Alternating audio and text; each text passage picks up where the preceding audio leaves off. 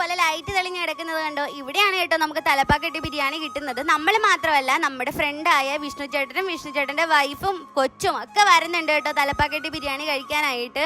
ഈ രണ്ട് കുരുന്നുകളെ പറ്റി പറയുകയാണെങ്കിൽ, അതായത് മാമാട്ടിയും ധ്രുവിക്കുട്ടനും, നല്ല രസമായിരുന്നു കേട്ടോ. ഒരു സ്ഥലത്ത് തന്നെ അടങ്ങി ഒതുങ്ങി ഇരിക്കുന്നത് കൊണ്ട് എല്ലാവർക്കും ഒരുമിച്ച് ഫുഡ് കഴിക്കാൻ പറ്റി. ഫുഡൊക്കെ നല്ല എക്സ്പെൻസീവ് ആണ് കേട്ടോ. പ്ലേറ്റും ഒക്കെ അതുപോലെ തന്നെ അടിപൊളിയായിരുന്നത്. ഇത് നമ്മുടെ ഓടിന്റെ ആദ്യകാലത്ത് തലപ്പാക്കട്ടി ബിരിയാണി ഉണ്ടാക്കിക്കൊണ്ടിരുന്നത് ഇങ്ങനെയായിരുന്നു കേട്ടോ. അതിന്റെ ഓർമ്മയ്ക്കാണെന്ന് തോന്നുന്നു കേട്ടോ ഈ ഫോട്ടോ ഒക്കെ വെച്ചിട്ടുള്ളത്. എനിക്കറിയത്തില്ലേ. സെറ്റപ്പ് ഒക്കെ നല്ല അടിപൊളിയായിട്ടുള്ളത് കൊണ്ട് പോക്കറ്റ് പെട്ടെന്ന് കാലിയാകാൻ വഴിയുണ്ട്. തലപ്പാക്കട്ടി ബിരിയാണിയും പോരാത്തതിന് ഇത് ഇങ്ങനത്തെ ഒരു പെപ്പർ ചിക്കൻ ആണ് കേട്ടോ ഓർഡർ ചെയ്തിട്ടുണ്ടായിരുന്നത്. എനിക്കിതിന് നമ്മുടെ ഉണക്കമീനിന്റെ ടേസ്റ്റ് ഒക്കെ തോന്നി ഈ പെപ്പർ ചിക്കൻ. ഞാൻ നല്ലൊരു ഫുഡി അല്ലാത്തതുകൊണ്ട് എനിക്ക് എല്ലാ തരത്തിലുള്ള ഭക്ഷണം ഇഷ്ടപ്പെടത്തില്ല കേട്ടോ. അതുകൊണ്ട് തന്നെ തലപ്പാക്കട്ടി ബിരിയാണി എനിക്ക് വലിയ രീതിക്ക് ഇഷ്ടപ്പെട്ടിട്ടൊന്നും ഉണ്ടായിരുന്നില്ല. കൂടുതൽ പെപ്പർ ചിക്കനും. നമ്മുടെ കൂട്ടത്തിൽ വന്നിട്ടുണ്ടായിരുന്നതിൽ ചിലർക്ക് പെപ്പർ ചിക്കൻ ഇഷ്ടപ്പെട്ടെങ്കിൽ ചിലർക്ക് ബിരിയാണിയാണ് ഇഷ്ടപ്പെട്ടിട്ടുള്ളത്. ഞാനൊരു ഫുഡി അല്ലാത്തതുകൊണ്ടാണ് കേട്ടോ എനിക്ക് ഇഷ്ടപ്പെടാത്തത്. ഇഷ്ടപ്പെടുന്ന ഒരുപാട് പേരുണ്ട്.